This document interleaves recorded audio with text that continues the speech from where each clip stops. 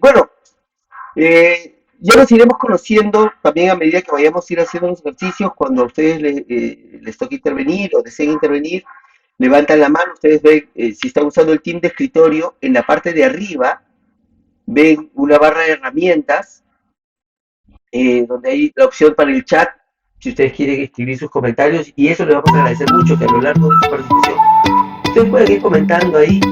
Luego hay un botón donde dice gente o participantes, donde están la lista de quienes estamos en esta sesión, y luego hay como una manito que dice participar. Entonces, cuando ustedes presionan en ese botón, como que levantan la mano en el salón de clases, ¿no? Entonces acá los podemos ver y sabemos que alguno de ustedes quiere intervenir. O como somos pocos, ¿no? Les pido sí tener cuidado con sus micrófonos, traten de mantenerlos cerrados y solamente los abren cuando van a intervenir. Pero si en algún momento de repente nosotros no logramos ver su manito levantada y ustedes quieren compartir algo, somos pocos, así que pueden abrir su micro y nos interrumpen, ¿no? Y podemos ir avanzando así en este proceso. ¿Bien? Entonces, mientras nosotros más podamos ir conversando y contando con su participación, esto va a ser más enriquecedor para todos. Y les pido, permítanme iniciar con la presentación que tenemos preparada ahora. eh, Porque hoy día vamos a hacer una introducción a la cultura vocacional. La mayoría de ustedes se han inscrito a esta sesión, que es una sesión gratuita, libre, a disposición de ustedes. Hay un pequeño grupo que ya se ha inscrito para el curso, que es de 6 sesiones. Entonces, en una sesión introductoria, vamos a plantear un panorama general de la cultura vocacional, pero les vamos a dar los principios y herramientas para que ustedes, fundamentalmente para que ustedes puedan gestionar la cultura vocacional dentro de sus instituciones educativas. ¿Ya? Obviamente no vamos a poder desarrollar todas las herramientas y no vamos a poder profundizar en el enfoque, porque eso ya lo vamos a hacer en el curso con quienes desean profundizar, pero hoy día nuestra voluntad está en que ustedes se vayan con lo suficiente para poder transformar los proyectos educativos de su institución, ¿no? Es una introducción, pero esperamos que sea una introducción sólida, ¿bien? Entonces, eh, nuestra sesión de hoy va a estar dividida en 3 partes. ¿Ya? Los contenidos que vamos a trabajar esta noche con ustedes. La primera parte es donde vamos a trabajar el concepto de cultura vocacional. ¿De qué hablamos? ¿En qué consiste esto? ¿Cómo funciona? ¿No? ¿De qué se trata cuando hablamos de cultura vocacional? ¿No? Luego vamos a entrar al tema de los paradigmas de la cultura vocacional. O sea, cuáles son esas ideas clave, fuertes, que le dan forma a la cultura vocacional en nuestras instituciones. Y finalmente vamos a reconocer cuáles son las fuerzas de la cultura escolar, porque nosotros vamos a movilizar la cultura vocacional, pero dentro del ámbito escolar. Entonces tenemos que usar las fuerzas de la cultura escolar. ¿Ya? Y eso vamos a ir precisando estos aspectos, pero esto es lo que tiene que ver con, digamos, las 3 partes de nuestra sesión de esta noche. Bien, entonces vayamos a la primera, donde queremos trabajar este concepto de cultura vocacional. Cuando nosotros hablamos de cultura, solo en cultura, no en cultura, solo en cultura, cuando pensamos en cultura, ¿de qué estamos hablando? Por ejemplo, la cultura peruana. ¿Qué significa ser peruano? ¿No? ¿Alguno de ustedes quiere comentarlo o en el chat o abrir su micro y decir, o sea, ¿qué significa ser peruano? ¿Qué dirían ustedes?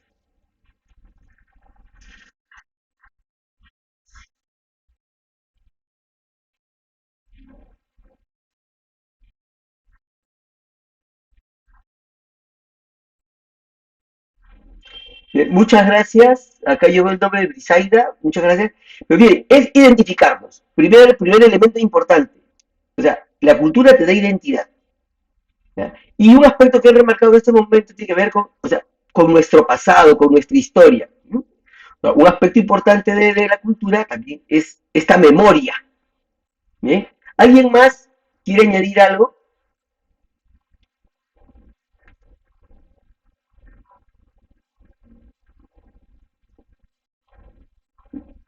Esta imagen que estamos viendo, obviamente no es auténtica, porque en el tiempo de los mochicas, del señor de Zipán, no habían cámaras fotográficas. Entonces, esa foto no se pudo tomar en ese momento. Es una representación, es una representación cultural de hoy. La cultura solo está en el pasado, solo viene del pasado.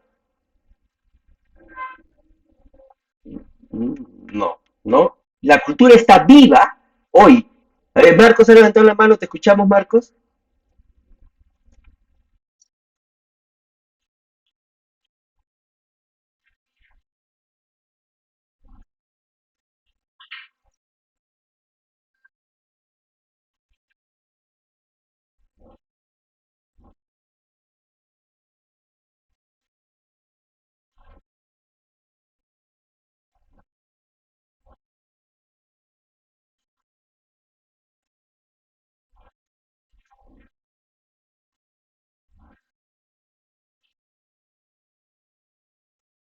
Uh -huh.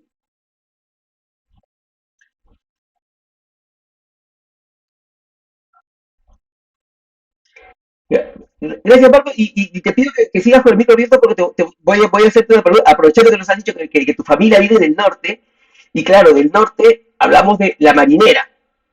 La marinera es un rostro de la cultura peruana.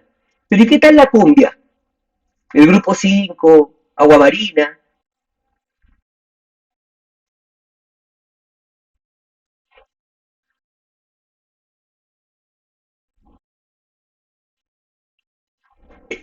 Y también es parte, o sea, la cultura no es solo lo que viene del pasado. La cultura también es la manera como nosotros construimos nuestro presente, ¿no? Yeah. Entonces, la cultura es algo vivo que está presente en todo nuestro contexto, ¿ya? Y entonces, en ese diálogo entre pasado y presente, también aparece el futuro, ¿ya? Porque fundamentalmente la cultura es la forma en que nos pensamos a nosotros mismos, pensamos nuestro entorno y pensamos a los demás. O sea, la cultura es nuestra forma, es la manera como nos concebimos a nosotros en relación con nuestro mundo. Cuando nosotros decimos, somos así. ¿Ya? ¿Qué cosa es la cultura peruana? Lo que los peruanos decimos que nosotros somos. ¿Mm? Es la manera como los demás también nos reconocen a nosotros y pueden describirnos. ¿Ya? Por eso es que muy bien cuando Brisaida nos decía, ¿no? Da identidad. O sea, describe nuestro ser. Y nuestro ser es una construcción que viene del pasado, que se vive en el futuro, que se vive en el presente y que construye futuro. ¿Ya? Entonces es nuestra forma de ser, estar y soñar. ¿Ya? Y como les había dicho, se construye en el pasado, se vive en el presente y forma nuestro futuro. ¿Ya? Pero esa es la cultura en general. Es un aspecto dinámico entonces. ¿Ya? Pero nosotros a veces también hablamos de las subculturas. O sea, dentro de la cultura como que hay partecitas, elementos más, no solamente pequeños en términos de dimensión, sino también elementos más específicos de la cultura. Porque, por ejemplo, nosotros hablamos de la realidad peruana, de la cultura peruana, pero los ancianos peruanos se ven igual a como los jóvenes se ven a sí mismos, viven igual, se expresan de la misma manera, sueñan de la misma forma. No, ¿no? Es evidente que no es así. Entonces podemos decir que dentro de la cultura hay una subcultura de los adultos que tienen su forma de verse, su forma de pensarse, su forma de expresarse, y hay una subcultura juvenil de los jóvenes, porque tienen una forma particular de entenderse a sí mismos, de verse a sí mismos, de proyectar su futuro. Y también hay ámbitos, porque nosotros no nos comportamos igual en la capilla que, que cuando estamos caminando por las calles. ¿Ya? Entonces, yo me comporto distinto, no solamente porque hay tradiciones, costumbres, sino porque mi ser en un espacio también vive dentro de esos límites, por decirlo así, de ese espacio. ¿Ya? Entonces, ahí es donde nosotros vamos encontrando que las subculturas son formas específicas de culturas, dentro de un ámbito o límite. ¿Ya? Eh, la subcultura juvenil es dentro del límite de la vida de los jóvenes. La subcultura escolar es dentro del ámbito de cómo nos comportamos en la escuela. La subcultura religiosa, cómo nos comportamos en el ámbito religioso, cómo vemos nuestra religión, cómo sentimos nuestra relación con el trascendente. O sea, esas son subculturas. ¿Ya? Pero también puede ser límites geográficos, ¿no? O sea, como Marco nos mencionaba hace un momento, ¿no? La forma de ser de las personas del norte del país es distinta a la forma de ser de las personas del sur, distinta a las personas de los Andes, ¿no? Entonces, esos son límites o ámbitos también de la cultura. Y ahí es donde van apareciendo estas subculturas, ¿no? Entonces podemos hablar de subculturas como la cultura vial, por eso la foto que ven ustedes ahí, la cultura juvenil, y ahí es que entendemos que la cultura vocacional es una subcultura, o sea, es una parte del todo. Y además de los límites, se le reconoce en sus manifestaciones particulares. O sea, las manifestaciones particulares. El lenguaje de los adultos es de una forma, el lenguaje de los jóvenes es de otra forma, es una manifestación de la cultura. La forma en que los adultos bailan, lo que los adultos bailan, es una manifestación de la cultura, y que lo que los jóvenes bailan, y lo que los jóvenes... Entonces, la cultura se reconoce en sus manifestaciones. Hasta ahí creo que no hemos dicho nada excepcional. ¿Ya? Esto, acá estamos haciendo un repaso, ubicando, estamos nivelando el piso como para todos manejarnos en el mismo lenguaje. Pero ¿cómo funciona la cultura? ¿Cuáles son los componentes de la cultura? ¿Qué es lo que ocurre? ¿Qué es lo que estamos viendo en esa escena? ¿Alguien puede ayudarme a describir lo que estamos viendo ahí?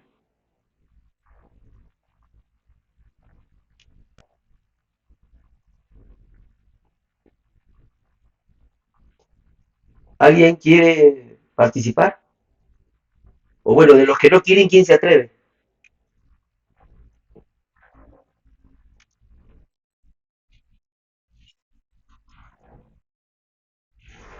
¿Quieren? Pero no tan profundo todavía, ¿no? Solamente una descripción. O sea, sí, ¿qué es lo que ven? Sí, ¿qué es lo que ven?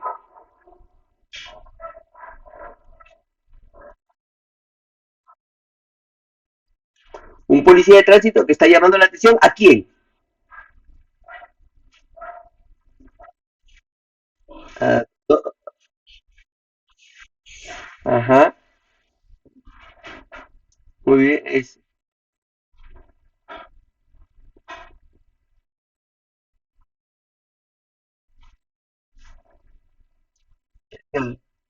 Un papatillo operativo.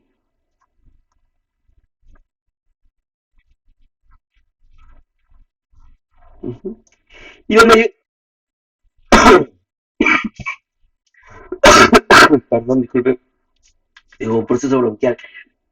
Y entonces, perdón, esta escena nos llama la atención, es rara, es normal, es cotidiana.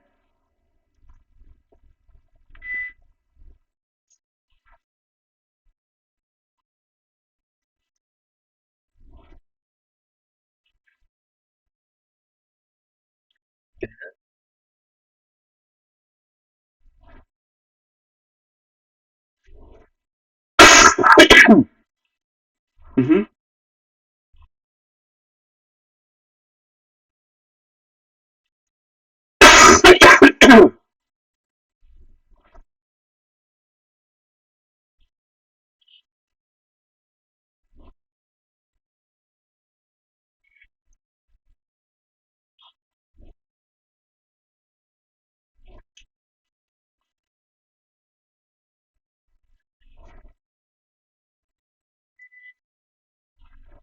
Su 25 de diciembre, su Navidad. Me, me, mire, sí, te agradezco mucho, Marcos, esa libertad en el compartir, porque justamente nos permite ver, mire, frente a un hecho, nosotros lo interpretamos, le damos un sentido, y esa interpretación nos viene de nuestra experiencia, hay ideas. Marcos, de hecho, o sea, parece casual, pero esto ocurre siempre, entonces, oye, ya no es tan casual, ¿no? Entonces nos va mostrando que nosotros tenemos una forma de ver la vida, que nos hace interpretar lo que vivimos y que es producto de los hechos que se repiten y de nuestros pensamientos, de nuestras ideas, nuestra forma de pensar. Entonces ahí es que vamos sí a reconocer, vamos a reconocer, a descubrir cuáles son esos componentes de la cultura que están presentes en esta escena. Por ejemplo, hay ciertas cosas que son manifestaciones, expresiones de la cultura. Oye, ahí de estas dos personas que están en la moto, una está quizás con un gorro, ¿no? Pero no es casco, porque ahí está el moño de la cola atrás, ¿no? O sea, toda esa imprudencia sí, o sea, son formas, alguien podría decir, otra palabra para hablar de manifestaciones son costumbres, tradiciones. O sea, la gente por costumbre maneja sin casco. Por costumbre, no, no va a pasar nada, aquí nomás voy, no, así nomás. Es como una costumbre, ¿no? Lo digo así como entre comillas. ¿Mm? Son cosas que uno va haciendo habitualmente. ¿Ya? Pero en medio de esas costumbres hay ideas. Por ejemplo, esta idea que lanza esta foto de este noticiero, ¿no? Los peruanos sí podemos mejorar el tránsito. Pero otra idea es, oye, los policías hacen esto siempre cuando cerca de Navidad y de fiestas patrias, o sea, porque están buscando su gratificación. Esa es otra idea que nos lleva a interpretar todas estas cosas. Pero justamente en esta idea de los peruanos sí podemos mejorar el tránsito, nosotros queremos cambiar una costumbre, queremos cambiar una manifestación de la cultura. Y ahí es donde aparece el policía. Y el policía se convierte en una fuerza dentro de la cultura que la va a reorientar. A veces nosotros hablamos de la cultura en un sentido ideal, ¿no? Oye, hay que defender nuestra cultura, hay que mantener la cultura de nuestros ancestros, hay que conservar la cultura de nuestros pueblos. Ya, entonces vamos a regresar a seguir adorando al dios Inti, a Huiracocha, porque esa parte ¿no? Es una costumbre de nuestro pueblo, es defender la cultura ancestral. ¿No? Obviamente no, ¿no? O sea, dentro de la cultura, en estas manifestaciones y en estas ideas, hay expresiones, hay formas de pensar que tienen que ser purificadas, que tienen que ser llevadas a un grado mayor de humanización. Un ejemplo de repente más crudo de esto, actual, este, muchas personas afirman y dicen que las corridas de toro son parte de la cultura peruana, son parte de nuestra identidad nacional. Y bueno, eso puede ser cierto, ¿no? Las corridas de toros son parte de la cultura. Pero eso significa que no debe cambiar. Al contrario, oye, eso es parte de nuestra cultura y es algo que tenemos que cambiar, ¿no? Muchas personas cuando piensan en la familia, cuando ven a la familia, piensan que la mujer tiene que quedarse en casa, cuidar a los hijos y el hombre tiene que ser el proveedor, ¿no? Porque es su idea de familia, es la forma en que conciben a la familia, es parte de la cultura tradicional peruana. Y entonces eso se debe mantener. Entonces las fuerzas son estos elementos que utilizamos para transformar la cultura. ¿Ya? Y la fuerza radical de transformación de la cultura es la educación. Porque cuando hay un problema dentro de la cultura, ahora que habla este ejemplo vial, ¿no? La gente no sabe cómo comportarse en las calles, no sabe cruzar la pista, los choferes no conducen bien. Oye, frente a todos estos problemas, entonces, ¿qué hay que hacer? Hay que darles educación vial. Educación vial, o sea, hay que enseñarles cómo vivir adecuadamente en las calles. Cuando decimos, oye, los jóvenes no saben vivir su sexualidad, y mira, viven promiscuamente, hay embarazos adolescentes, hay un desorden, ¿no? Es afectivo. Entonces, la cultura sexual, la información sexual está hecho un caos, está hecho un desorden. ¿Ya? Entonces, ¿qué hay que hacer frente a eso? Hay que dar educación sexual a los jóvenes. ¿Ves? Entonces, la educación es concebida como ese proceso o como esa fuerza fundamental transformadora de la cultura. El rol de la educación no es reproducir la cultura. El rol de la educación es transformar la cultura. Entonces, aquí es donde, antes de pasar a la segunda parte, voy a dejar de compartir un momento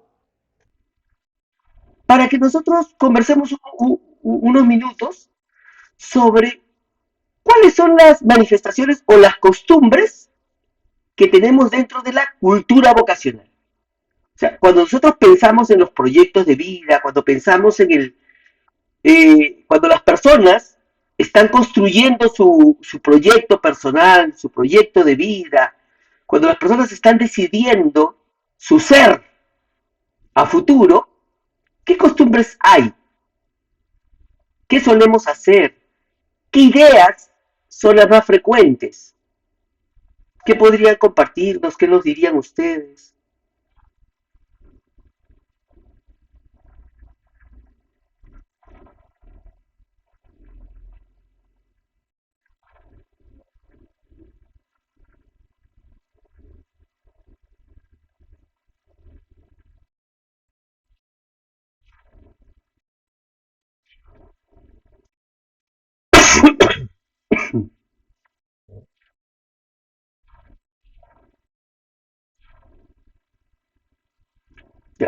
Una costumbre es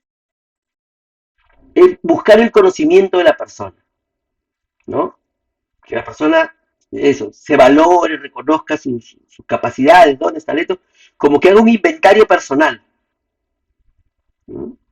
Y partir de lo que es y sabe. Esa podríamos decir que es una costumbre dentro de la cultura vocacional. ¿Qué otras costumbres diríamos que hay?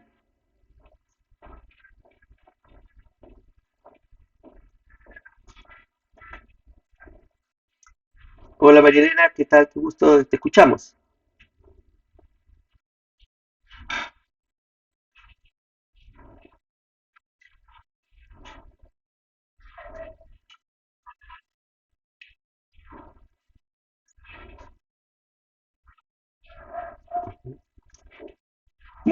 Muchas gracias María Elena, porque sí, la mayoría de personas cuando habla de vocación piensa en qué carrera quiere, ¿no? ¿Qué carrera quieres elegir? La decisión profesional. E incluso dentro de estas costumbres, ¿cuál es la pregunta vocacional que siempre se le plantea a los niños, a los más pequeñitos? ¿Qué es lo que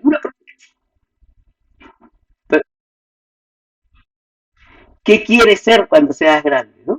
Eh, Esa también es una costumbre, es parte de la cultura vocacional. ¿Qué quieres ser cuando seas grande? Y miren que esta pregunta está planteada desde lo afectivo. ¿Qué quieres? El querer, tu voluntad, ¿no? Pero es una pregunta, está en el futuro, pero un futuro también sueña desde un ideal. ¿Qué quieres ser cuando seas grande? ¿No? Marco, te escuchamos.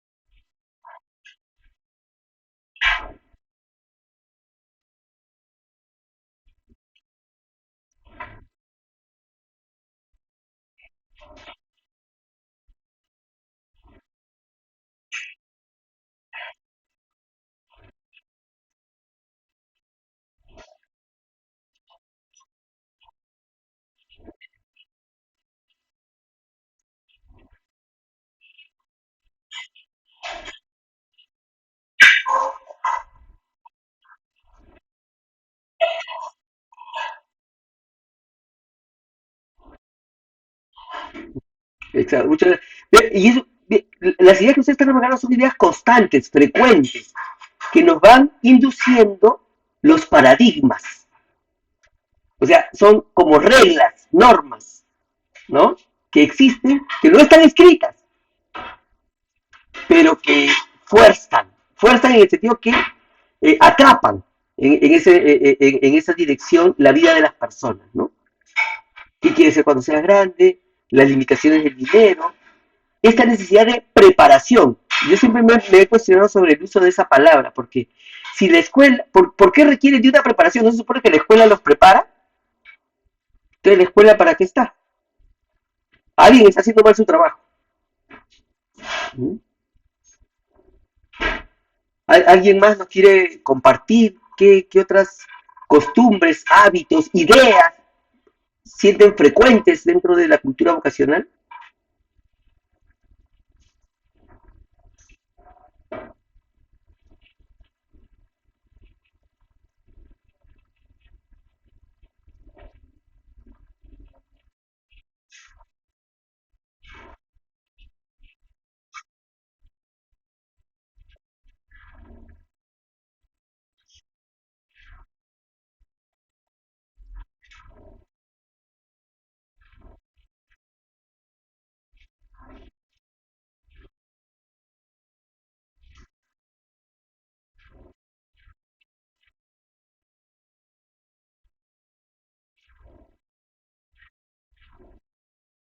Uh -huh.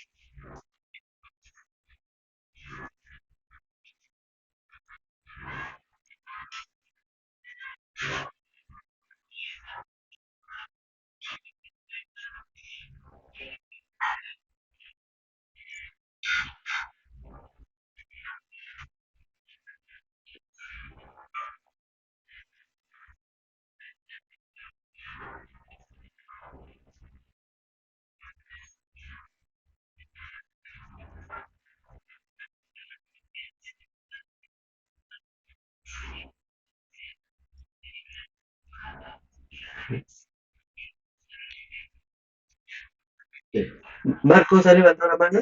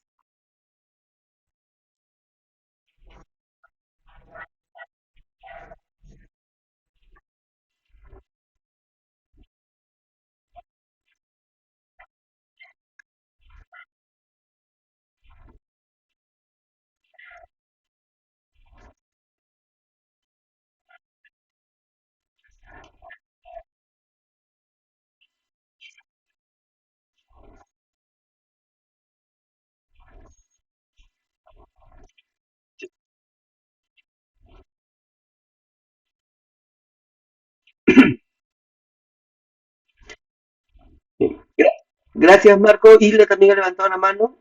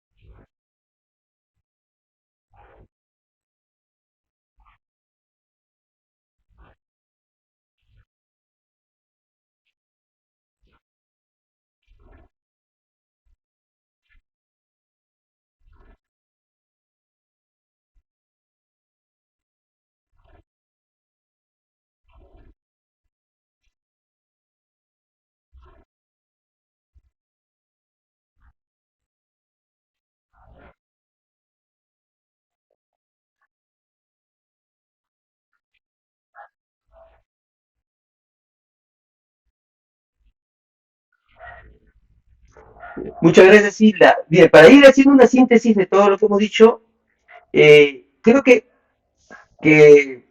la mayoría de personas, cuando habla de vocación, lo ve más como un medio que como un fin. O sea, la vocación es el medio para conseguir dinero, la vocación es el medio que yo tengo para trabajar, ¿no? Entonces la mayoría ve la vocación como y no como un fin. O sea, el fin no es que yo desarrolle mi vocación, que yo encuentre mi vocación, no, sino es usa este medio para algo más. Entonces, ahí hay algo que vamos a seguir revisando. Eh, Luisa también ha levantado la mano, te escuchamos. Sí, sí, te escuchamos.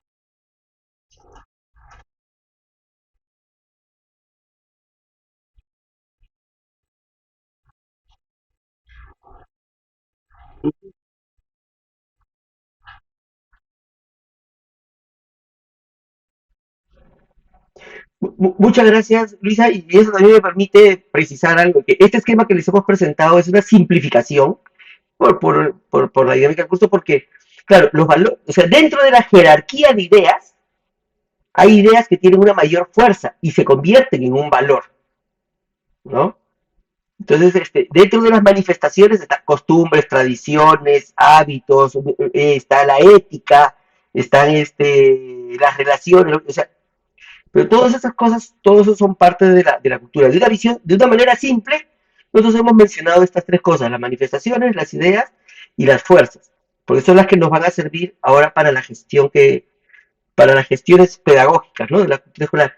Pero creo que hay un elemento más de la cultura y con eso quiero cerrar para justamente entrar al segundo bloque de los paradigmas de la cultura, es que una costumbre vocacional es la pregunta, ¿tienes vocación o no tienes vocación?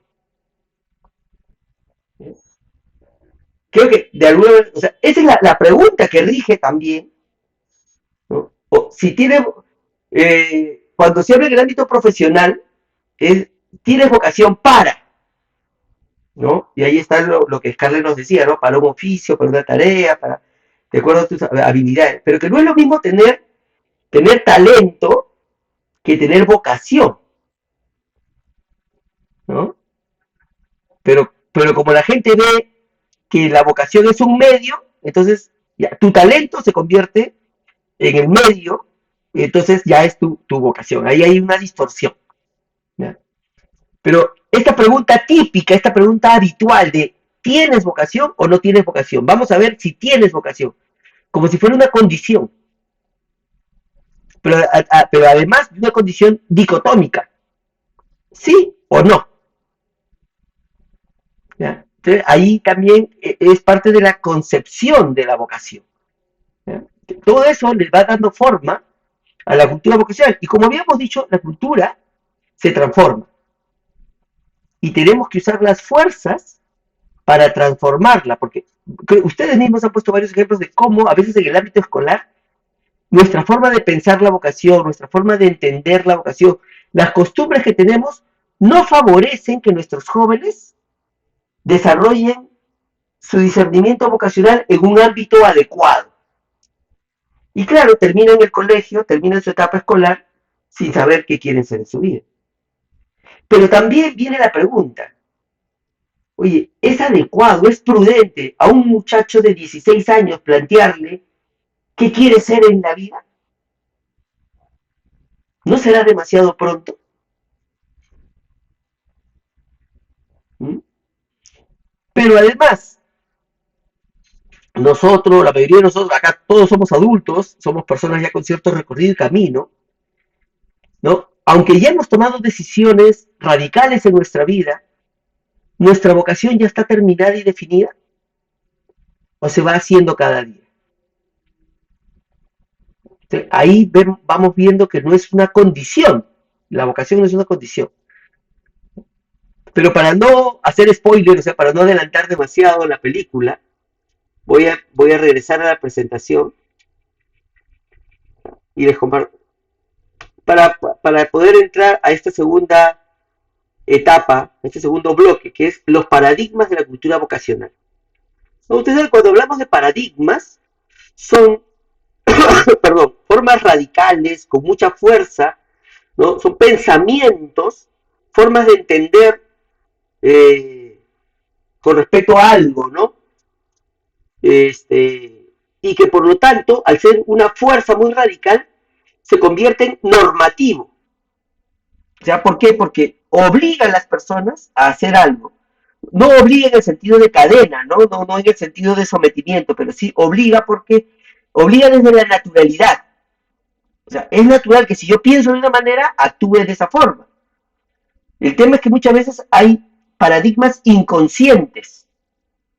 Entonces, hay que sacar esos paradigmas del inconsciente y llevarlos al consciente.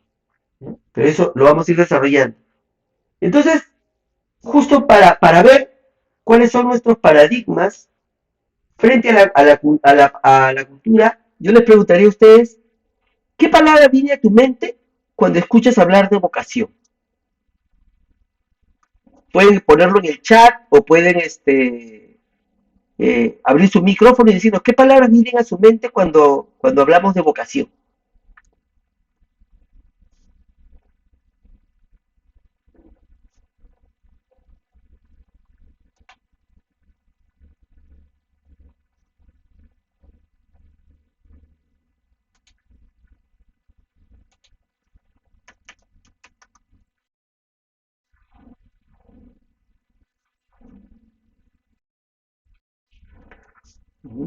Ser feliz,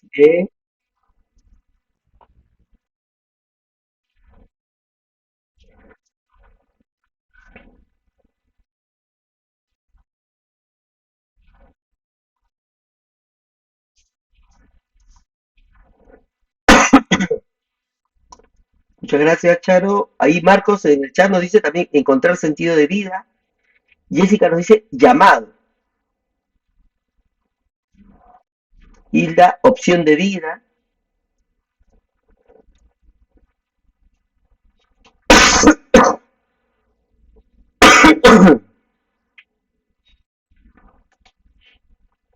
¿Qué palabras vienen a su mente? Luisa nos dice hacer lo que amas.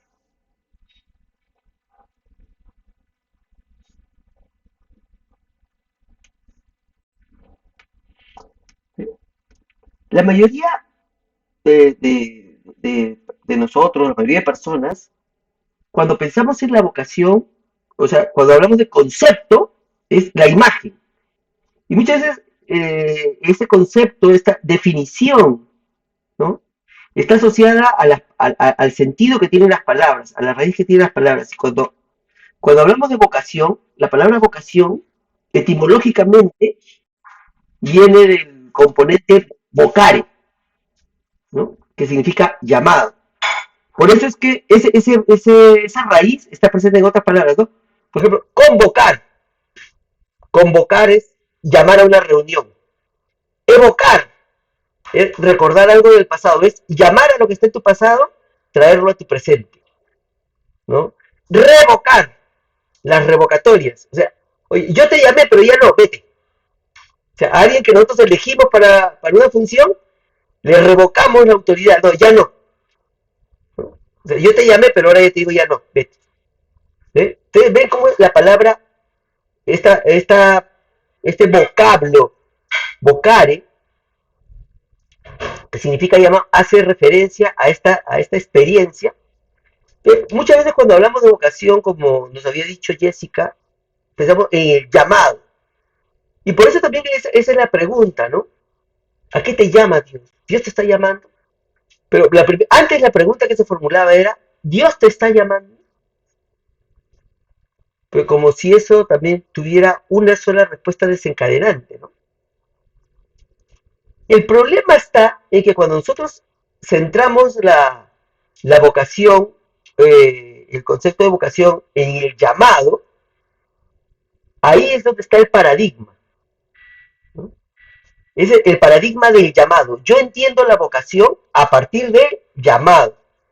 Y el proceso vocacional gira en torno a ver, Dios te llama,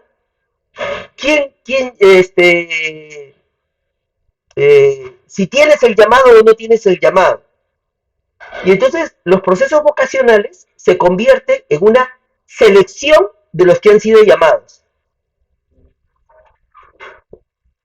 De, ya vamos viendo cómo este paradigma o este concepto, o sea, concebir la vocación en función del llamado es limitante, es problemático.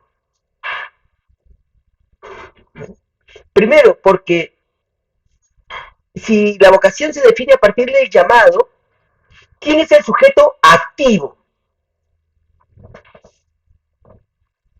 En este caso sería Dios, porque Él es el que llama, ¿no? Él realiza la acción de llamar. ¿Y en qué se convertiría entonces el ser humano? Si Dios es el sujeto activo, el ser humano o la persona que recibe el llamado es el sujeto pasivo. Y esto se vuelve radical si pensamos que, oye, el que te está llamando es Dios, la autoridad máxima. Entonces, si Dios te llama y tú ya sabes que es Dios, ¿a ti qué te queda? Correr, ¿no? Sí, sí, sí, señor, sí, sí, señor, sí, señor. Entonces, esa concepción de vocación pone a la persona, pone al ser humano en una situación muy frágil y que no es consistente con la pedagogía de Dios.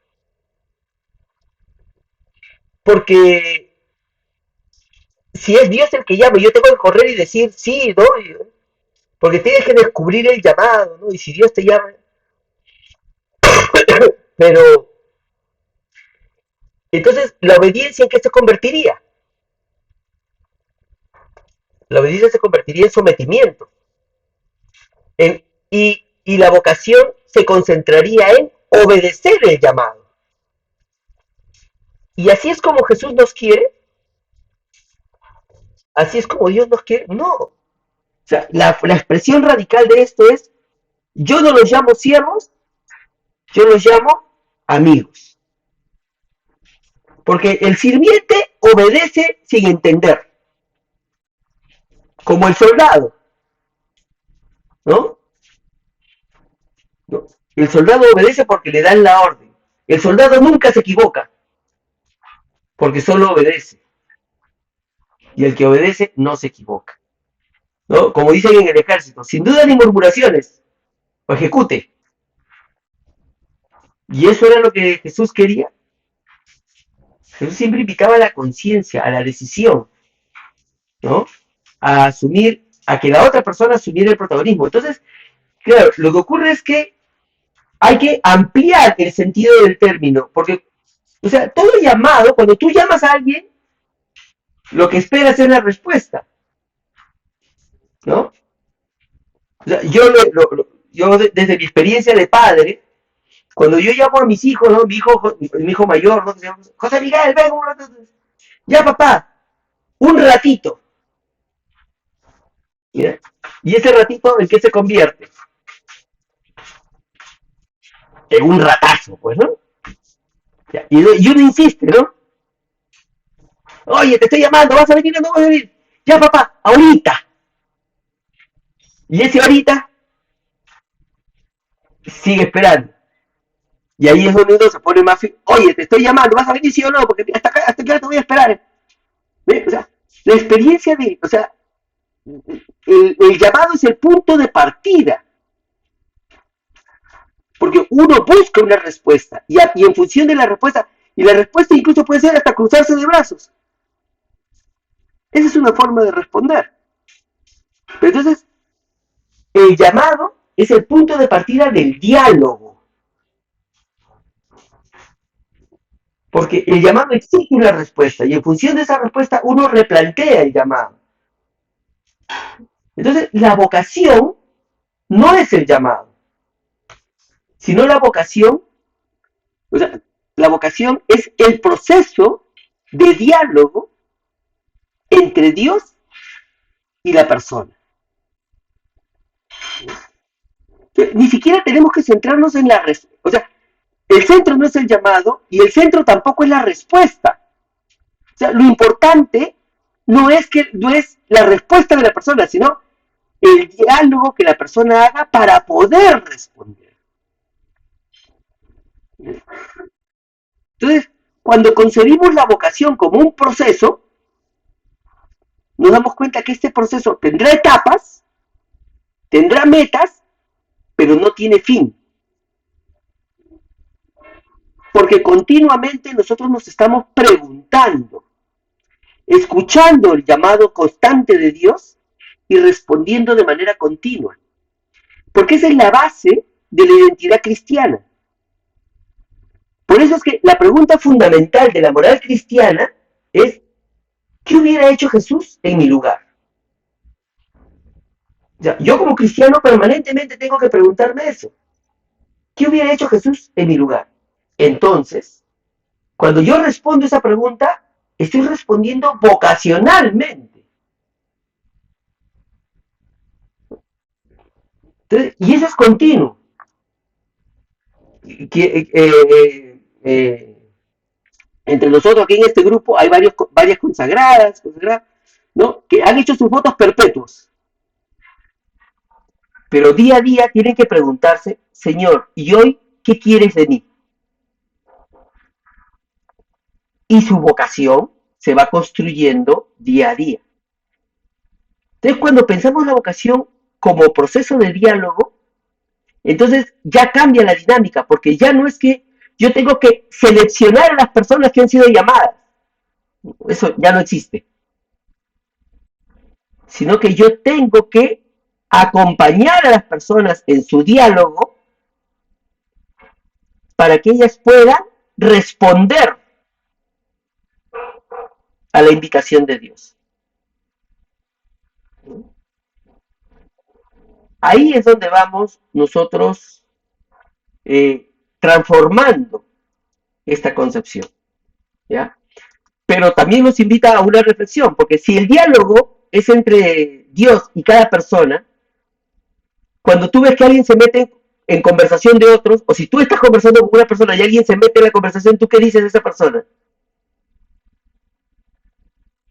Oye, no seas metiche, pues, ¿no? A los niños de pequeños les enseñamos, oye, uno no se mete en conversación ajena. Entonces, ya pues, entonces, si esta es una conversación entre Dios y cada persona, ¿yo qué hago ahí?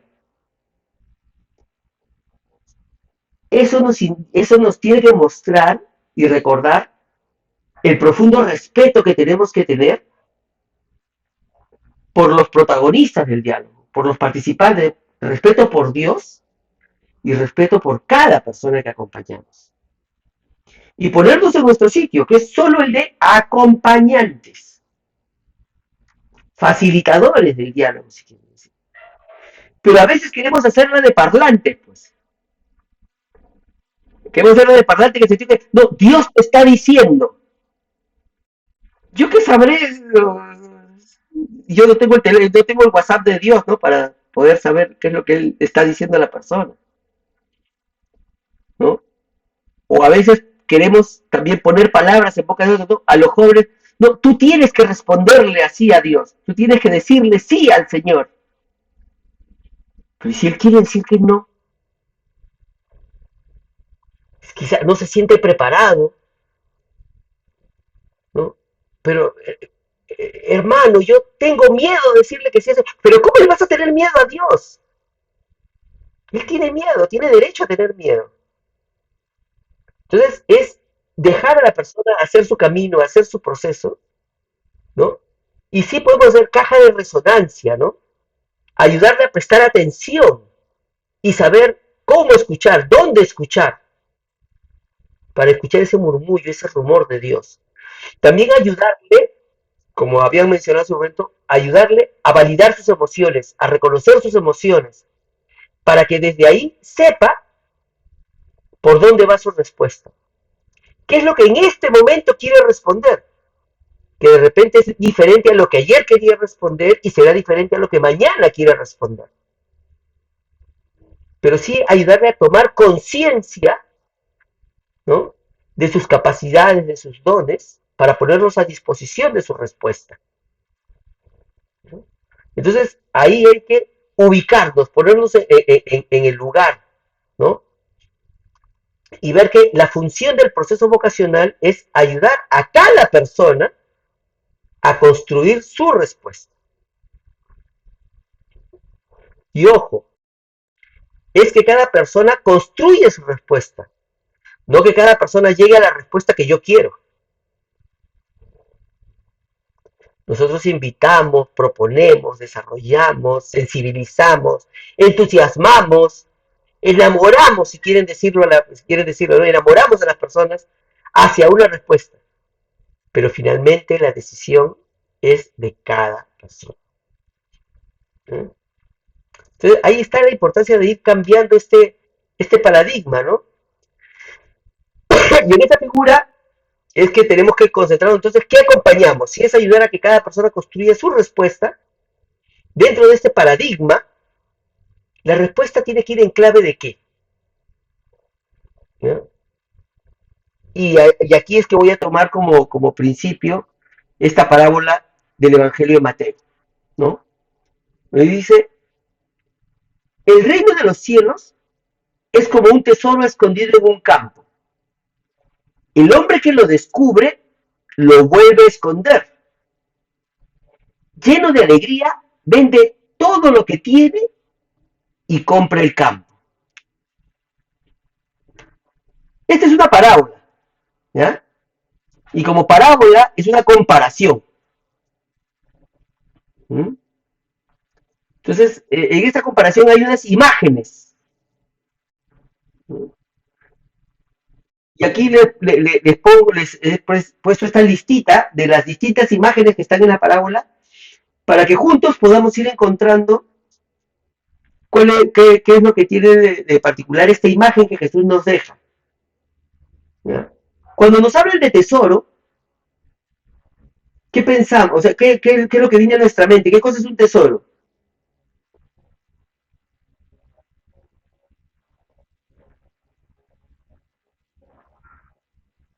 Algo precioso,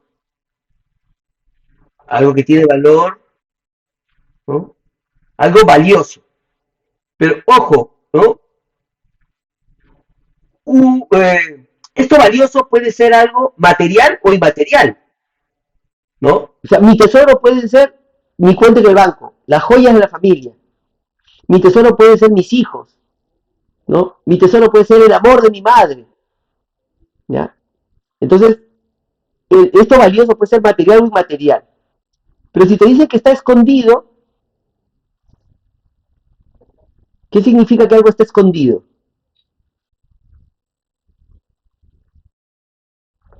que no se ve, pero ahí está, ¿no? Y eso es muy importante. O sea, es algo que está presente, pero no se ve a simple vista. ¿Mm?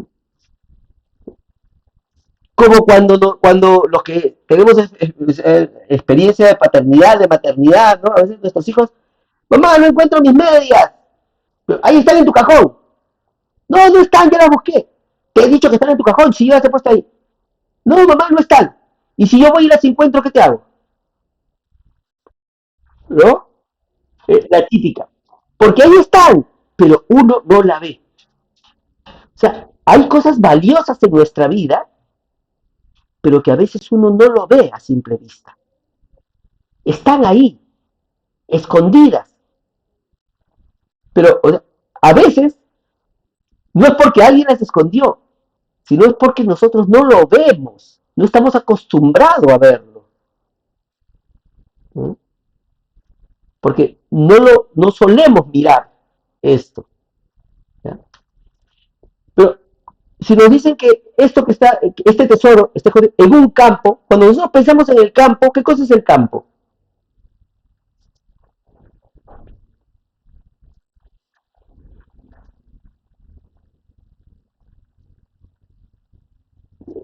Charo, yo te voy a hablar y participar, pero como tu micrófono está apagado, no te escucho.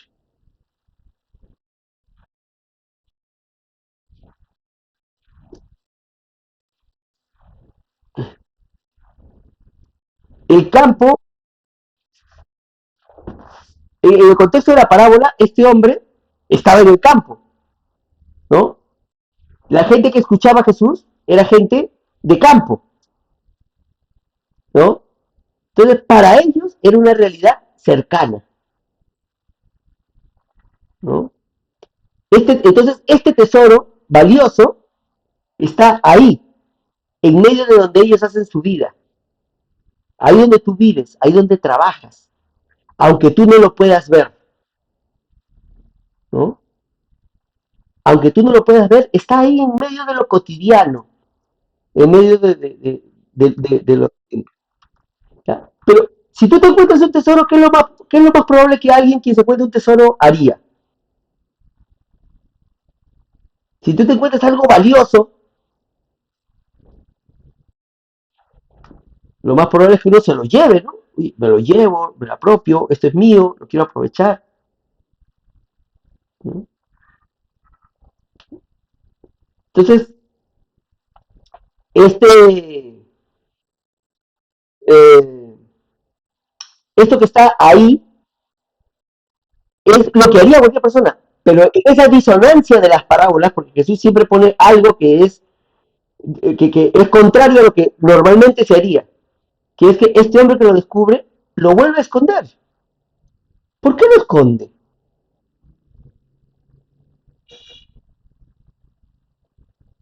Si es algo tan valioso, ¿por qué lo vuelve a esconder?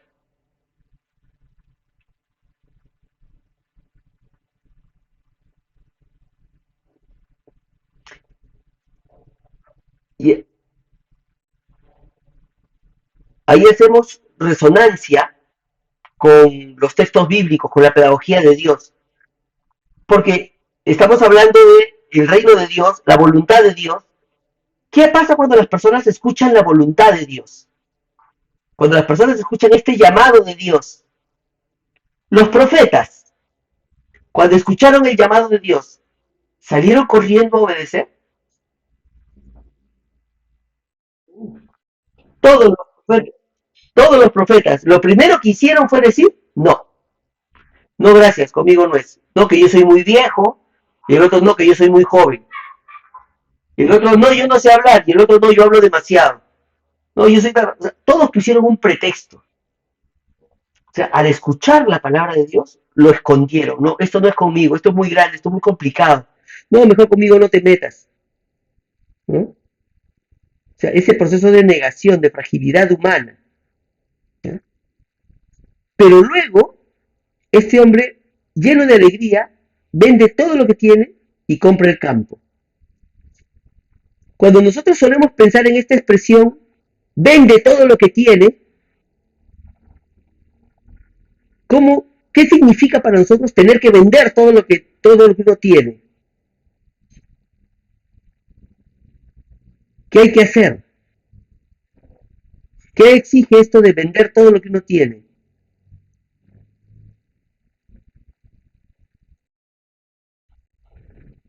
Hay que jugársela,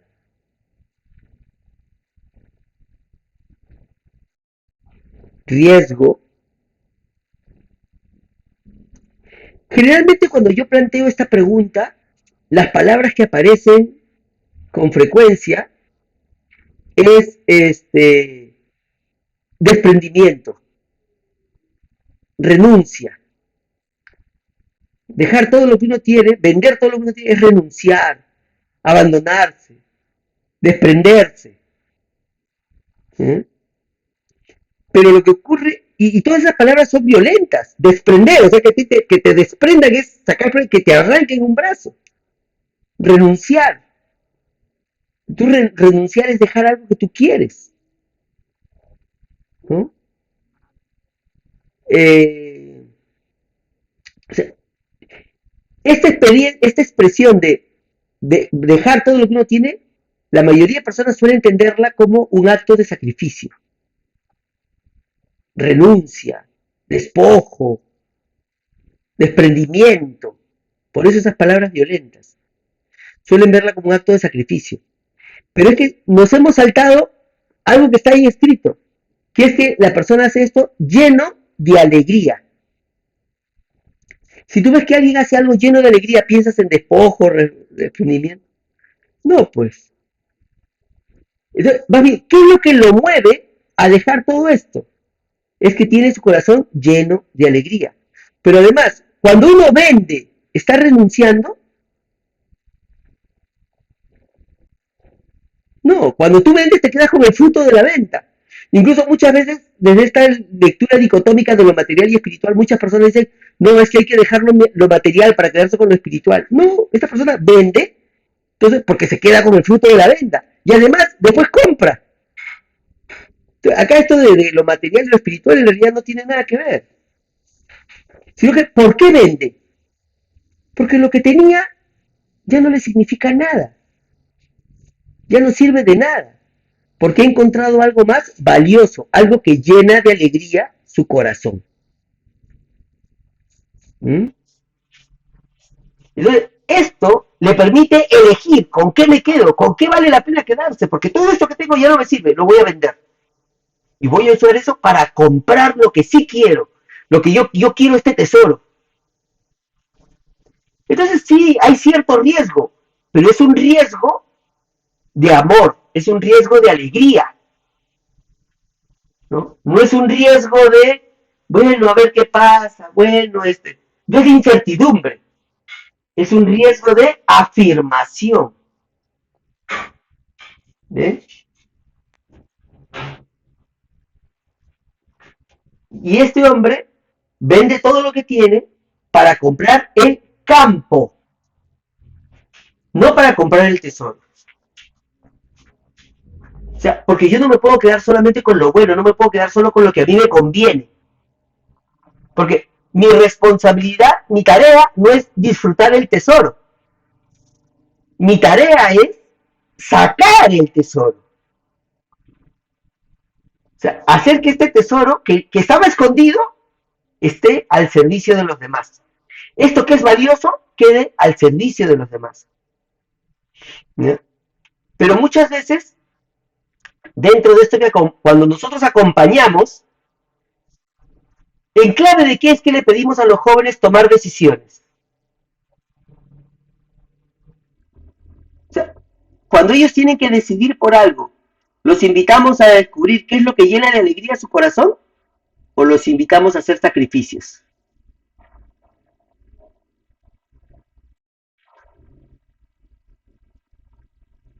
Porque muchas veces nos gana ese discurso, ¿no? No, por el Señor tienes que vivir así, por el Señor tienes que ser así.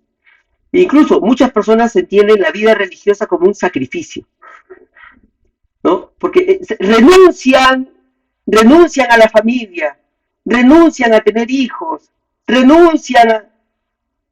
tú quieres hacer una vida que sea esté llena de renuncias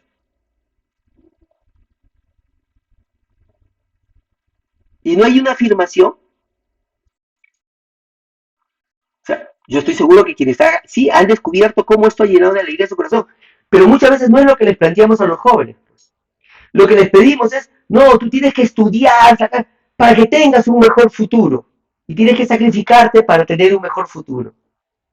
Tienes que sacrificarte para que tus padres estén contentos. Tienes que sacrificarte para pagar la deuda que tienes con tus papás, que se sacan la mugre trabajando para, ¿no? Entonces les planteamos las decisiones en base al sacrificio y no en base a aquello que llena de alegría su corazón. Y a veces nosotros también dentro de esta experiencia queremos quedarnos con el tesoro y no queremos comprarnos el campo. ¿En qué sentido? Por ejemplo, los profesores muchas veces decimos, eh, no, yo en este salón yo les enseño a los que quieren estudiar, los que quieren aprender. Los que no quieren aprender, a ellos que se vayan a otro salón. Ya búsquense ustedes cómo, ¿no? Si fuera así de sencilla la vida. No, aquí en este colegio educamos a las familias que quieren comprometerse con la educación de sus hijos, ¿no? Las familias que no, si usted no se quiere comprometer con la educación de su hijo, por favor, vaya a ese otro colegio. ¿Y quiénes son los que más necesitan? Como dice la casera cuando vamos al mercado, ¿no? La carne sale con hueso. Porque la realidad es compleja, es diversa, ¿no? Y nos exige a nosotros tomar parte. ¿Eh? Por eso es que hay que estar pendiente de eso. Acá es simplemente lo que ya les he dicho, pero está puesto idea por idea. Pero ahí entonces es que vamos entendiendo cómo es que se va moviendo las fuerzas dentro de la cultura vocacional. Ya con esto de los paradigmas, ustedes han visto cómo, oye, esto nos lleva en una dirección, porque si yo entiendo que la vocación es el llamado, ¿no? Si esa es mi forma de entender, entonces mis procesos vocacionales van a estar a identificar quiénes son yo llamados y quiénes no. A seleccionar a quienes han sido llamados y a quienes no. ¿Eh? Ese paradigma se convierte en una fuerza que direcciona, entre comillas, nos obliga a hacer las cosas de una manera. Y nosotros habíamos dicho, en este ejemplo que poníamos de la cultura vial, este policía, se convierte en una fuerza. Al ponerle una multa a las personas, se convierte en una fuerza que obliga a las personas a actuar de una manera. ¿Ya? Entonces nosotros vamos a entender ahora de manera más clara en este ámbito de la cultura escolar cuáles son esas fuerzas.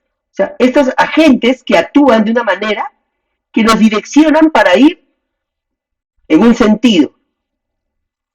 ¿Ya?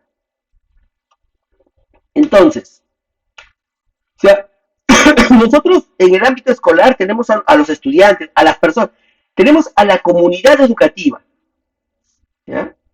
Que está en medio de una realidad, en medio de un contexto. O sea, esta persona desarrolla su vida, desarrolla su acción en un entorno.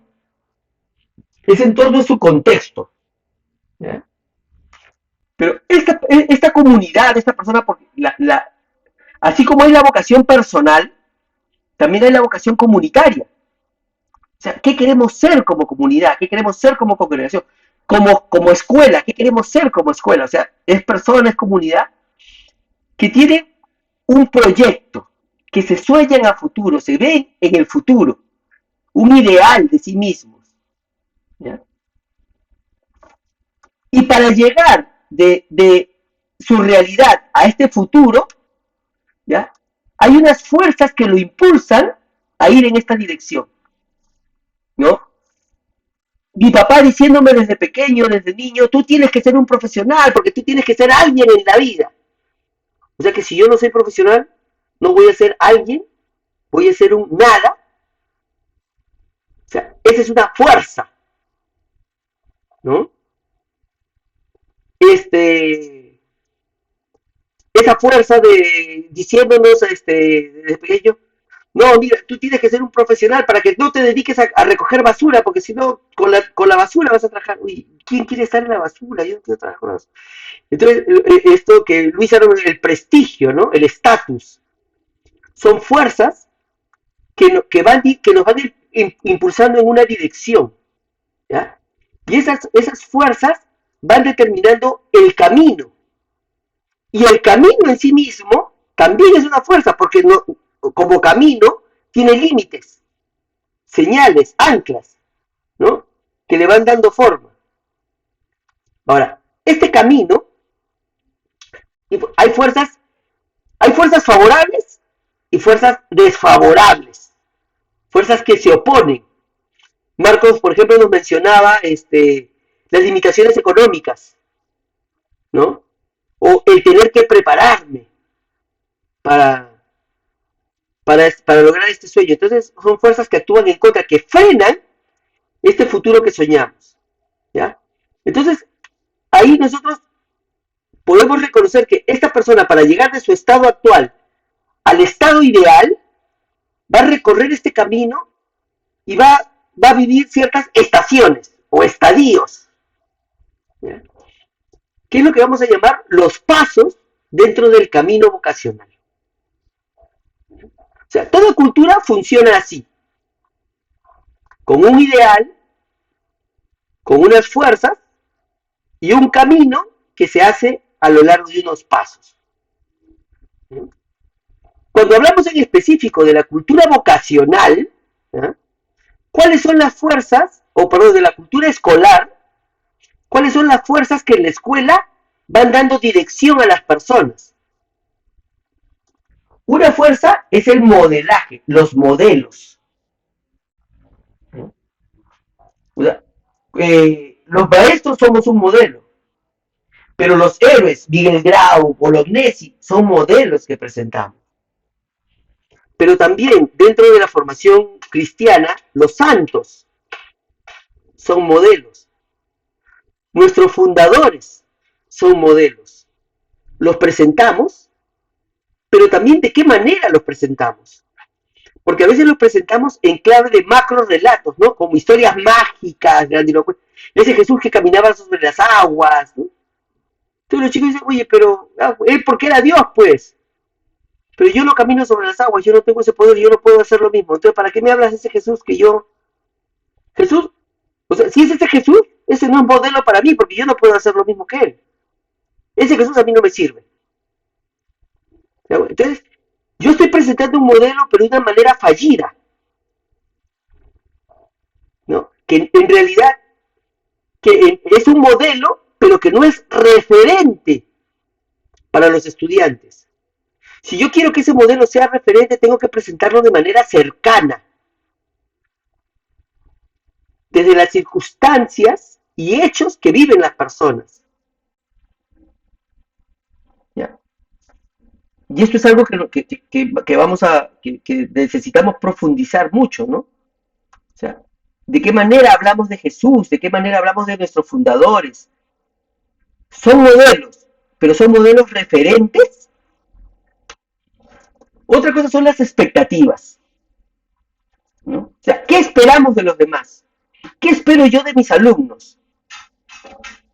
Un ejemplo crítico, por ejemplo, ahora en frente a la crisis ambiental, una cosa es que yo quiero que mis alumnos se comprometan a enfrentar la crisis ambiental. ¿Ya? Eso es lo que yo quiero. Y mi expectativa es que ellos recolecten chapitas y botellas para poder reciclar. ¿Sí? Si esa es mi expectativa, entonces mis alumnos ¿a qué se van a dedicar? A juntar chapitas y botellas y el colegio se convierte en un almacén de material de reciclaje. Pero si mi expectativa es que ellos se conviertan en protagonistas de la transformación y construyan soluciones frente al problema ecológico, entonces ellos se van a convertir en investigadores, en inventores, y van a crear, van a analizar problemas, ¿no? Pero eso depende de la expectativa que nosotros tengamos.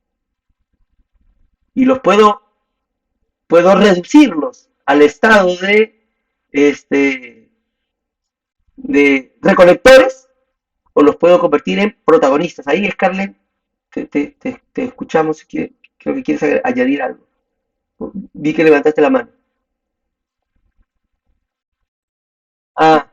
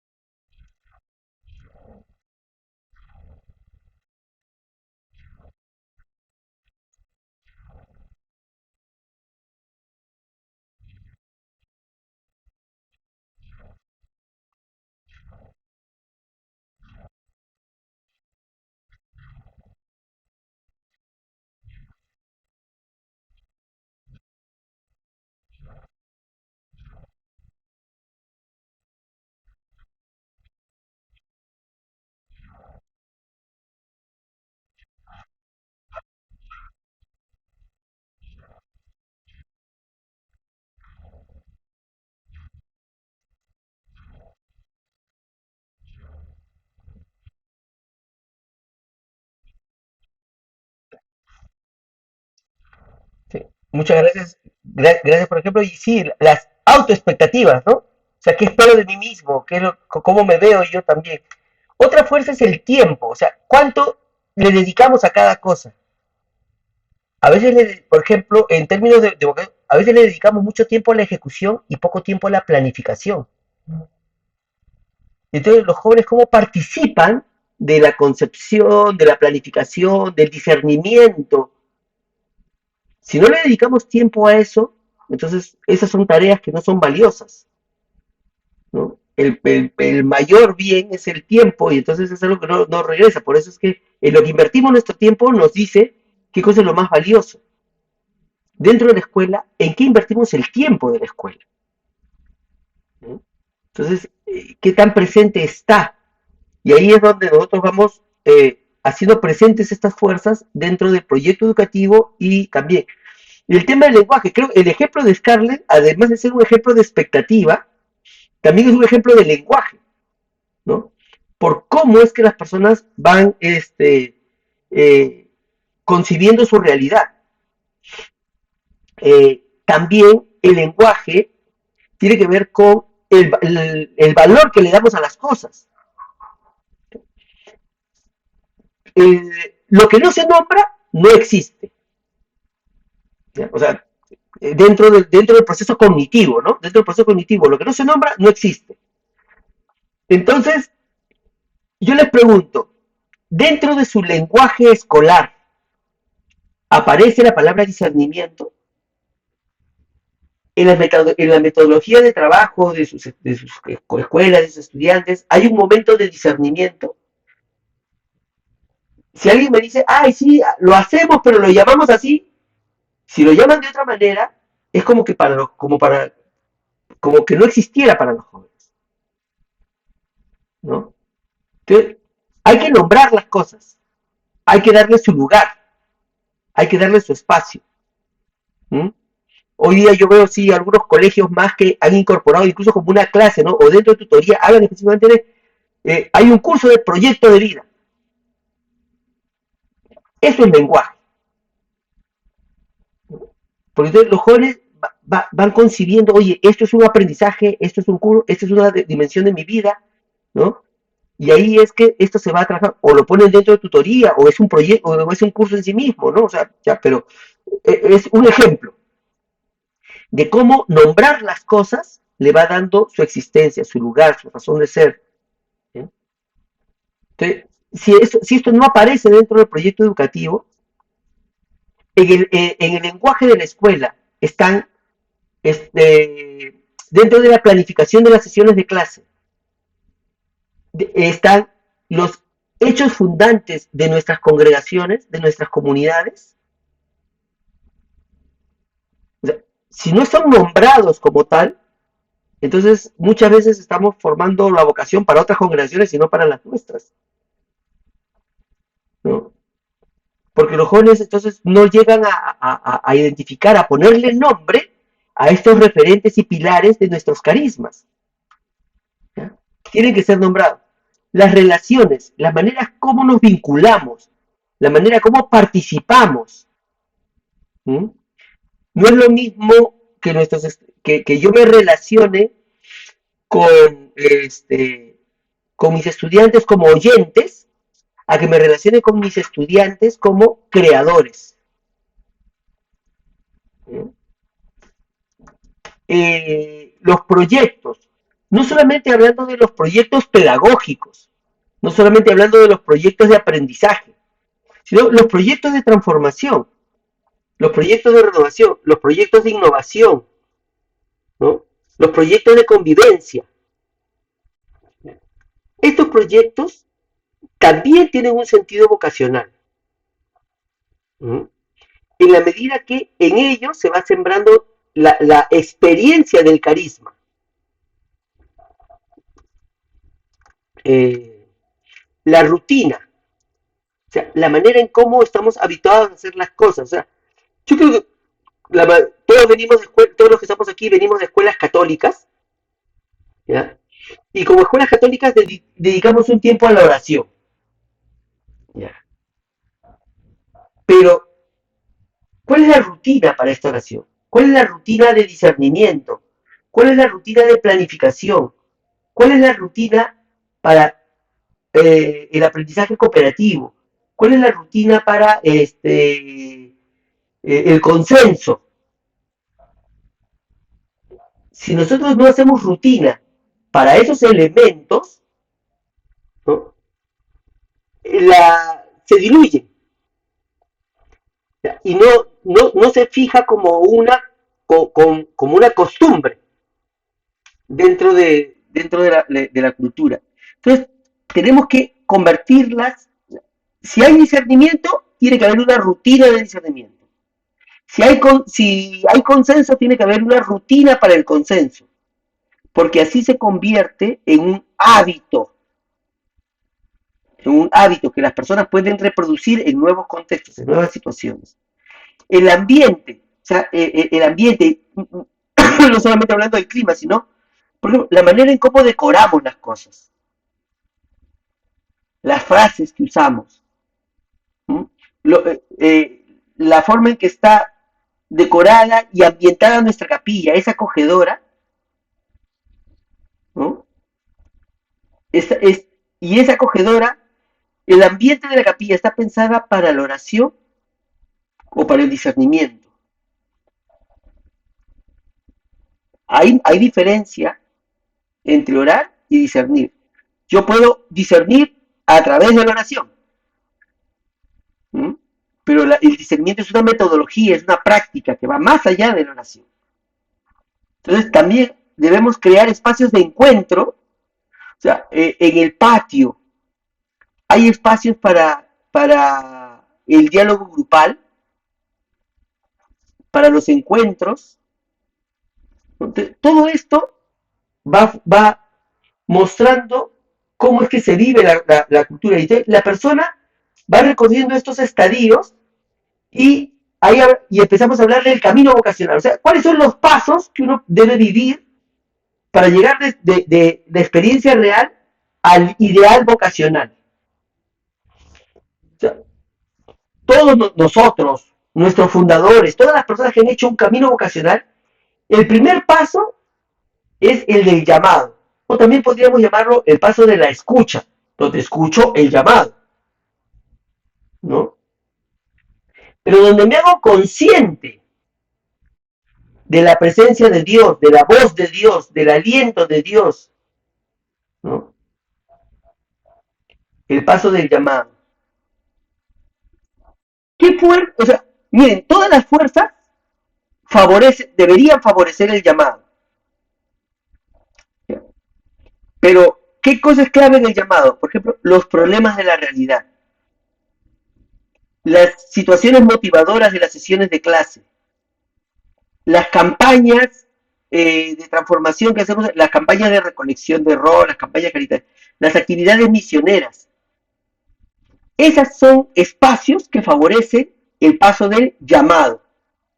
La conciencia crítica, el poder descubrir qué pasa en mi realidad para sentirme llamado por esos problemas. Entonces, los cursos de ciencias sociales, cómo matemática me permite problematizar mi realidad. Todas esas cosas me ayudan a vivir el llamado. ¿Eh? Y así se van convirtiendo en fuerzas del camino vocacional. Pero una vez que o sea, yo puedo experimentar el llamado, reconocer que Dios me llama para algo, pero luego tengo que encontrar cuál es mi pasión. O sea, eso que me arde en el pecho. ¿No? Ay de mí si no evangelizara. ¿No? O sea, si yo no hago esto, me quemo por dentro. O sea, porque yo no me puedo quedar cruzado de brazos viendo esto que está pasando. O sea, hay que ayudar a la persona a sentir esa rabia, ese amor, esa compasión, ¿no? Frente a alguna situación problemática. Entonces, hablando desde la vocación carismática congregacional, ¿a quiénes debemos convocar nosotros? No, más que convocar a los que han sido llamados, porque todos somos llamados, debemos convocar a quienes sienten la pasión por los mismos hechos fundantes de nuestra comunidad. O sea, a los que experimentan esa misma pasión que sintieron nuestros fundadores.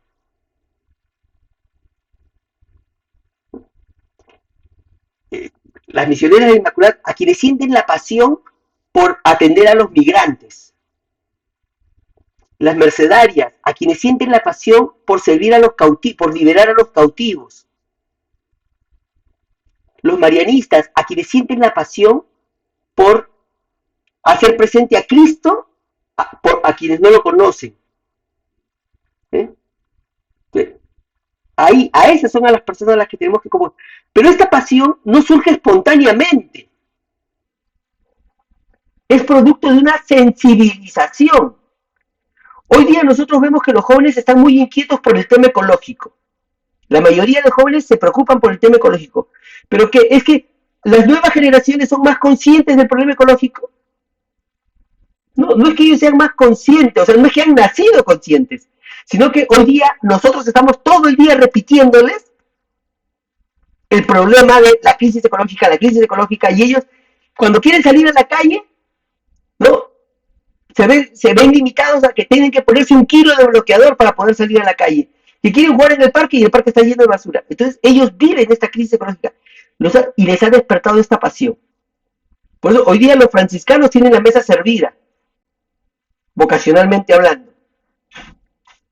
Pero ¿quién hace que los jóvenes se apasionen por los migrantes,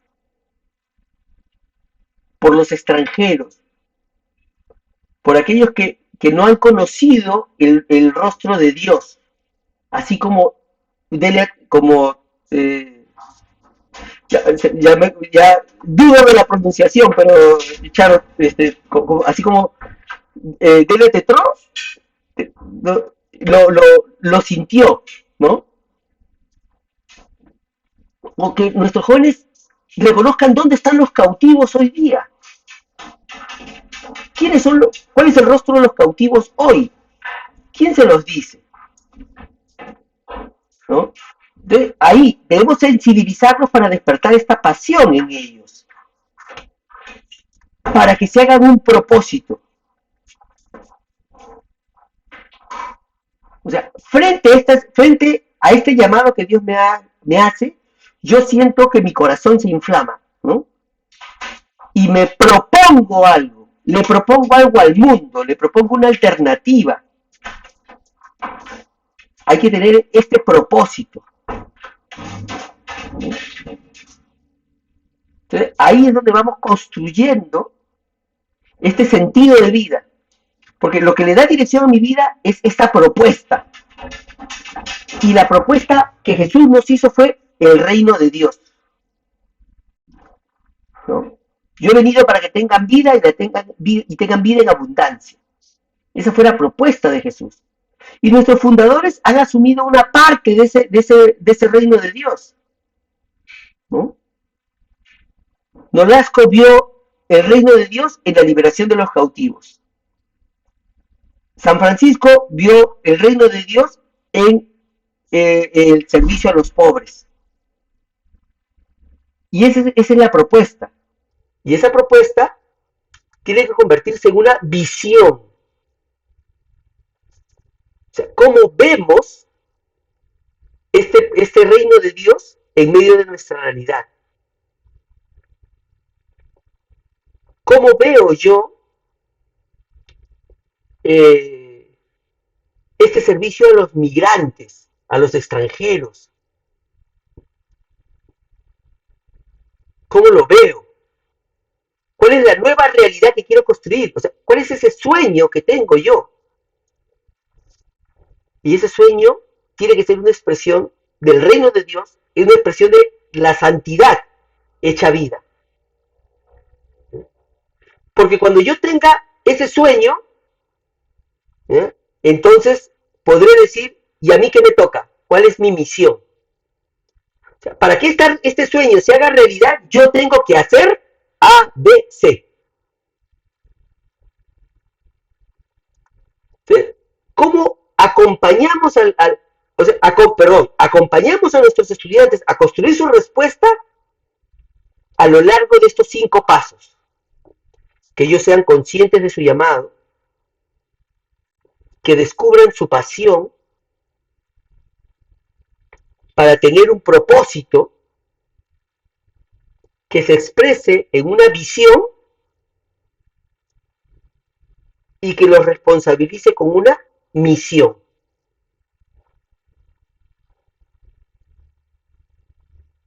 Este es un camino espiral. O sea, no es lineal y secuencial, que primero el llamado, luego la pasión, luego... No, lo que pasa es que cuando yo descubro mi pasión, profundizo en el llamado, ¿no? Me hace ser más consciente del llamado, pero a la vez esta pasión es la que anuncia el propósito y el propósito me va a ayudar a focalizar mi pasión. ¿Se acuerdan? Entonces es un camino continuo, elíptico, ¿no? Que va con idas y vueltas, con retrocesos. No es lineal y siempre ascendente. Es con retrocesos, con tropiezos. ¿No? He visto que Marco ha levantado la mano, pero antes de darle la palabra, quiero mostrarles que, o sea, al principio, o sea, el camino, en nuestra realidad, el camino es sinuoso. Es un camino largo, enrevesado. Pero no, y hay fuerzas que se oponen, que van en contra, ¿no? Hay, por ejemplo, si en mi lenguaje, ¿no? Y mi propuesta vocacional es, vamos a ver quiénes han sido llamados, es una fuerza contraria. Entonces, nuestra responsabilidad como gestores dentro de la escuela, ¿no? Nuestra responsabilidad directiva dentro de la escuela es la que tiene que hacer que esas fuerzas se alineen y tomen dirección. Y por lo tanto que todas esas fuerzas tengan un sentido positivo. Y en lugar de llevar a la persona por un camino sinuoso, lo lleven por un camino más sencillo, más recto, más directo, entre lo que son y su ideal vocacional. Y al ir haciendo este camino más, o sea, nosotros como alguien había abierto su micro y se escucha una música, por favor. Ya.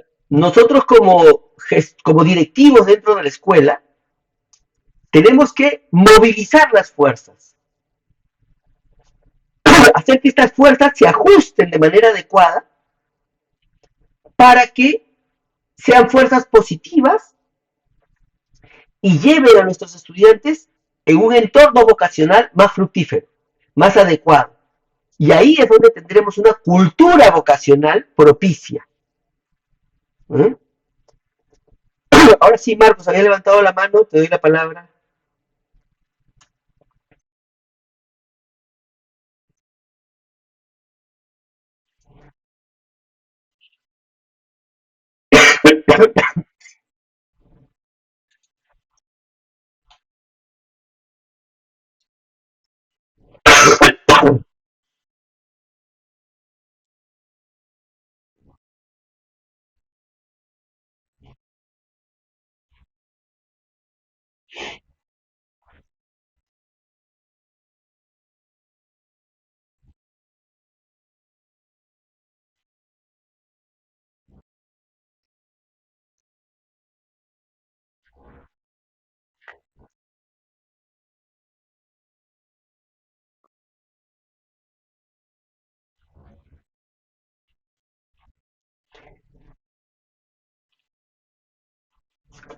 Totalmente de acuerdo contigo, Marcos, y justamente eso es lo que hace la necesidad de profundizar en esto que les hemos dicho, para entender cómo es que podemos nosotros despertar la sensibilidad frente al llamado y provocar esta pasión.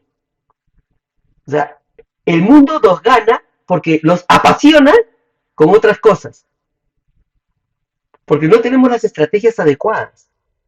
Ahí es donde, en el curso que les proponemos, vamos a poder comprender mejor esas fuerzas, vamos a poder comprender cómo es que funcionan, vamos a comprender la dinámica humana. Pero además, un aspecto fundamental del curso es que vamos a poder releer nuestros carismas para poder expresarlos a través de un lenguaje más cercano a los jóvenes. ¿Mm? Porque nosotros conocemos nuestro carisma, pero muchas veces nuestro carisma les dice poco a los jóvenes. Hay que poder expresarlo de una manera más significativa para que les diga a los jóvenes lo que tiene que decir. Y eso justamente es lo que nosotros les proponemos o sea, un proyecto, lo que deberíamos hacer nosotros en la escuela para ir transformando nuestra cultura vocacional es vivir estos tres pasos. El primer paso es una relectura de nuestra cultura vocacional y de nuestra experiencia carismática. ¿No? O sea, releer, porque eso le da un nuevo significado a las cosas. La primera comunidad de cristianos, ¿no? Los apóstoles, releyeron lo que habían vivido con Jesús en base a la resurrección. Porque muchas cosas que ellos habían vivido no las entendieron hasta que Jesús resucitó. Y entonces ahí le dieron significado a lo que habían vivido antes. Bueno, nosotros tenemos que hacer lo mismo. O sea, releer lo que vivieron nuestros fundadores, releer lo que nosotras hemos vivido en base a los nuevos tiempos, en base a la situación de nuestros jóvenes. Y a partir de esa relectura, hacer un proceso de apropiación. O sea, esto es mío, esto es nuestro. Y como dueño, lo compartimos, lo ofrecemos. Hay que apropiarnos de esto porque aunque yo lo haya releído, puede ser que yo siga pensando que esto es idea de otros. Entonces, nosotros tenemos que ayudar a nuestra comunidad, a la comunidad educativa, a apropiarse de este sueño carismático para fructificar. Esos frutos son los que tenemos que anunciar y mostrarle a la comunidad educativa, mostrarle al entorno en el cual nosotros estamos, o sea, porque no es solamente dentro de la escuela, sino también en todo el entorno de la escuela, mostrar los frutos de nuestro carisma. Porque el Evangelio nos dice, por sus frutos los reconocerán. Si la comunidad no está enterada de los frutos que da nuestro carisma, ¿cómo van a sentir que nuestro carisma es relevante? Entonces, nuestro carisma tiene que ser relevante para nuestro tiempo, para nuestro contexto, para las personas que viven en nuestro entorno y sentido. Muy bien, entonces esto es lo que nosotros hemos querido compartir con ustedes.